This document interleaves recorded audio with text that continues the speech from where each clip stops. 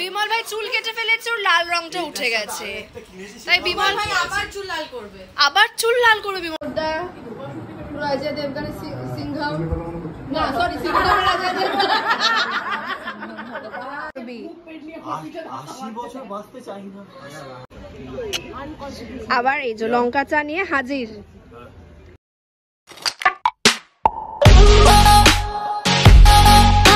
Hello everyone, welcome back to our channel the insider story. তো আজকে রোববারের সকাল সকাল উঠে আমি রেডি হয়ে নিয়েছি, কারণ আমাদের নেমন্তন্ন শেষ হচ্ছে না। প্রত্যেক রোববার ভাবছি একটু দুপুরবেলায় ভালো মন্দ খেয়ে দিয়ে রেস্ট নেব, ঘুমাবো, বাট হচ্ছে না। আমাদের নেমন্তন্ন লেগেই রয়েছে। তো এখন আমি রেডি হয়ে যাব হচ্ছে প্রমিদের বাড়িতে। ওখানে প্রমি রেডি হচ্ছে, তারপর দুজন মিলে কোথায় যাচ্ছি তোমাদেরকে দেখাবো। চলো। তো প্রমিদের বাড়িতে চলে এসেছি। এই যে সুন্দর সাজুগুজু করে রেডি, এই প্রথম দেখলাম রেডি হয়ে থাকতে। হ্যাঁ, আর শাড়িটা ওর মাথা খারাপ করে শাড়িটা ওই বাড়িতে ছিল। কালকে রাতে 1 ঘন্টা ধরে বেচারাকে দিয়ে আমি খুঁজিয়েছি শাড়িটা, কারণ আমি পাচ্ছিলাম না এখানে খুঁজে। তো খুঁজে বের করে এনেছে এখানে, জাস্ট বাকি পুরো রেডি হয়েছিলাম, এসে জাস্ট শাড়িটা পরলাম, এবার বেরিয়ে যাবো। হ্যাঁ, তো আমার আসতে একটু লেট হয়েছে, কারণ হচ্ছে আমার একটা দিদির হচ্ছে এই বইটা বেরিয়েছে। তো এটা হচ্ছে সেই দিদিটা যার থ্রুতে আমি একটা ম্যাগাজিনে আমার একটা লেখা পাবলিশ হয়েছিল পুজোর সময়। তো সেই দিদিরই এই বইটা পাবলিশ হয়েছে। তো তোমরা কিনতে পারো এই বইটা কেনার জন্য এই নাম্বারে হচ্ছে যোগাযোগ করতে হবে, নৈহৃদ প্রকাশনী। তো তাদের সাথে কন্ট্যাক্ট করে তোমরা বাড়িতে নিতে পারো, অর্ডার করতে পারো। আর এখন আমরা যাচ্ছি হচ্ছে পৌলমীদের বাড়িতে, শ্বশুর বাড়িতে। হ্যাঁ, সৌরভদের বাড়িতে, অ্যাকচুয়ালি পৌলমীর শ্বশুর বাড়িতে। তোদের বাড়িতে নারায়ণ পুজো আছে, তো তার জন্যই এরকম পাঞ্জাবি শাড়ি ঠাড়ি পরে আমরা রেডি হয়েছি। তো যাই হোক, তাড়াতাড়ি এবার যাওয়া যাক। ঠিক আছে, চলো একেবারে ওদের বাড়িতে গিয়ে দেখা হবে। এই যে পোলোর বার্থডে গিফট, এইটা পোলো নিজেই চেয়েছিল, সেটাই দিয়েছি ওকে। এটা হচ্ছে ওয়াচ রাখার, ও বিয়েতে অনেক ঘড়ি পেয়েছে। 6টা হয়ে যাবে। 2 বছর না 3 বছর আগে ওটা আমার থেকে চেয়েছিল, ওটা ওই বাড়িতে আছে। 6টা নতুন ঘড়ি ও বিয়েতে প্রচুর ঘড়ি পেয়েছে, সেগুলো রাখার জন্য দরকার। প্রতিবার জন্মদিনে এইসব স্টেশনারি গুডস চেয়ে বেড়ায় সব। দাঁড়া, প্রসাদ এটা আমরা সবাই মিলে খেতে পারবো। এটা দীপক বানিয়েছে। দীপক বানায়নি রে, ও পারে না বানাতে। আমি বানিয়েছি, আমাকে লিভার বানিয়ে দিয়েছি। ছি, এটা আবার কি কথা? সৎপথে যে বিস্কিট বানাচ্ছে সেটা ছি বল। এবার কাটটা দেখ, আমি রাত 12:30 থেকে 1টা অবধি জেগে করেছি, কিন্তু আমার মা খুব হেসেছে কাটটা দেখে। এরকম বললাম, আমার খুব পছন্দ হয়েছে রে। দেখ লিখে আছে, হে বাবা, কার্ডের পিছনে আবার আঙুলের ছাপ পড়ে গেছে। না, ওটা বাই চান্স লেগে গেছে কালার। শাট আপ, ওটা বাই চান্স লেগে গেছে কালার। শোন, আমি অফিস থেকে এসে রাত 12:30 থেকে 1টা অবধি বসে বানিয়েছি। এটা খোল, এটা আমি খুলি, এটা খোল। আমরা কিছু খুলে দেখি, এটা খোল না, ওইটা তো খোলা যেত না। কোনটা? ওই লিপ অয়েলটা। বিমল ভাইয়ের চুল এখন আর নেই ওরকম। বিমল ভাই চুল ঘুরে দেখাও।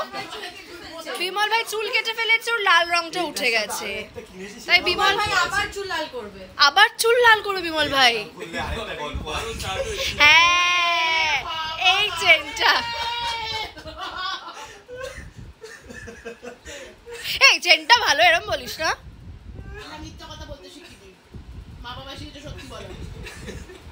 আচ্ছা, এখানে হাত দেখা চলছে।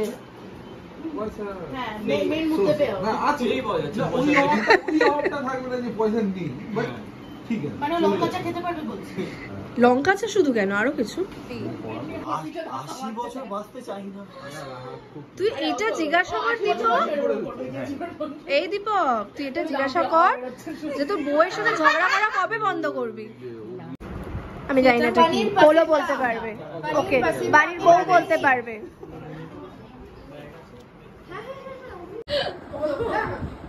সৌরভদা, রাজা দেবগানের সিংঘম, না সরি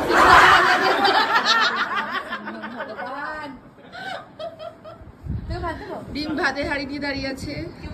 দোকানে ঘুরছি আমি। এই যে আমরা নিচে একটু নেমেছি দুপুরে লাঞ্চ টাঞ্চ করার পর নিচে নেমে এখানে প্রচুর ফটো তোলা হচ্ছে। আমি আসতে চাই না ভিডিও। আর মাম্পা গোলাপি। আর এদিকে এই যে এরা কিছু সিরিয়াস ডিসকাশন করছে আর দীপক ঢং করছে। ও পাটুলিতে আবার সেই চা খেতে যাওয়ার জন্য ডিসকাশন চলছে। লঙ্কা চা দীপক, লঙ্কা চা। Happy birthday to you. আমি এখন কি করে খাওয়াবো আইসক্রিম, কি করে খাওয়াতে হয় আমি জানি না, চেষ্টা করবো। এই তো আমি একবার গেছিলাম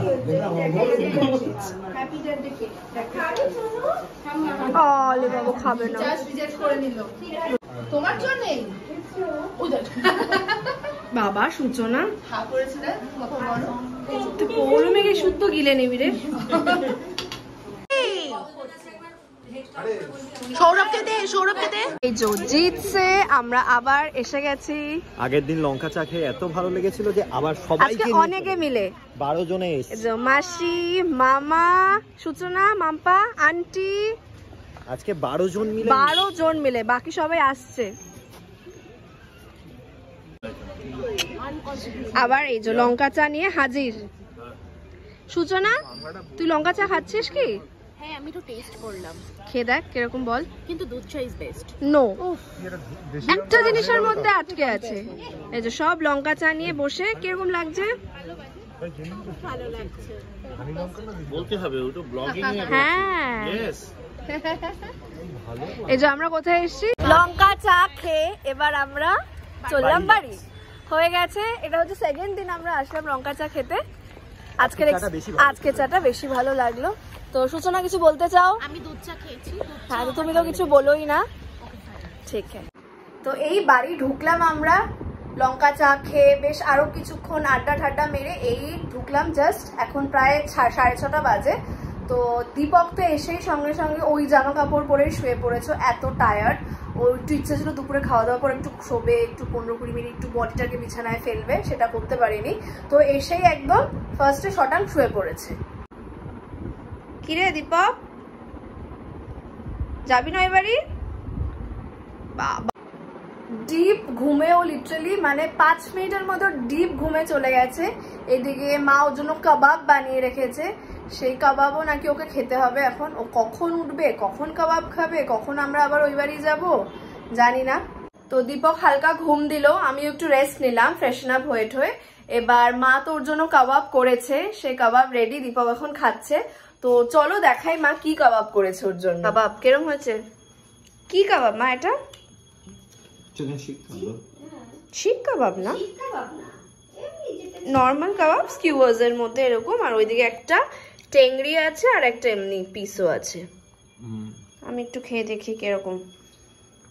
তো আমরা এই সবে বাড়ি ফিরলাম, অলমোস্ট 9:30 বাজে। হ্যাঁ আজকের মতো শেষ দিন, বেশ ভালো মজায় কাটলো।